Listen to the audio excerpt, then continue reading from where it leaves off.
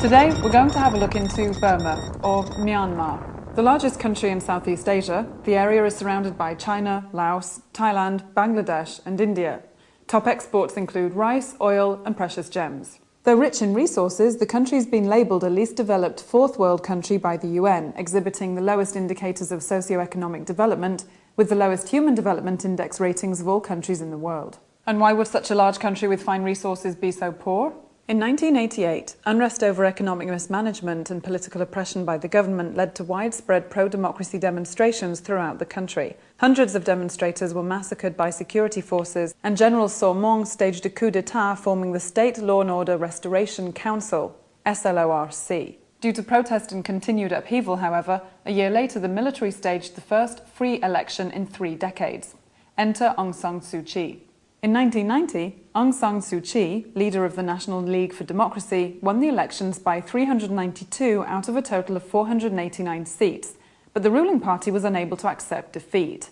The SLORC used their military power to maintain their leadership while also placing Aung San Suu Kyi into house arrest. Over the last 18 years, many critics claimed that an elite few have ruled the country for their own personal interests at the expense of the population.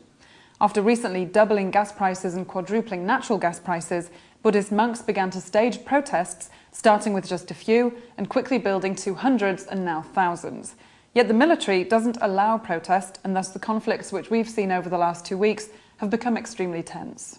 With the death of a Japanese reporter last week and evidence of hundreds of slaughtered monks found dumped in the jungle just yesterday, the SLORC has completely shut down the country's internet system in hopes of suppressing information to the rest of the world. However, the international arena is now keeping a very close watch. The country's most important relationships economically are currently with China and India, especially over oil exports. The United States and the UK have economic sanctions imposed on the country, though these may result in affecting the people they're meant to help the most. Groups from all over the world are getting involved. Here's actor Jim Carrey on Aung San Suu Kyi. After she won 82% of the parliamentary seats in her country, she was denied the right to govern and held under house arrest by a military regime that has burned over 3,000 villages, forced millions from their homes, raped and tortured thousands, and recruited more child soldiers than any other country in the world. That message got a lot of attention because a lot of you watched it. Now I'd like to ask you to use that power again by sending your very own email to this address: inquiries@un.org, urging the UN Secretary-General Ban Ki-moon to coordinate a strong response by the United Nations Security Council to the situation in Burma. Right there in front of your keyboard, you have the power to help. As Carrey said, you can do something right now with a simple email.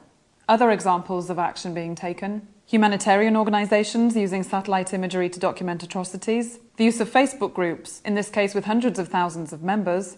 Flickr groups are posting red photographs in reference to the Saffron Revolution, worldwide Free Burma Day rallies October 4th and October 6th. It's up to us to contribute. Please leave any further information or ideas you have in the comments. I'm Joanne and this is Rocket Boom.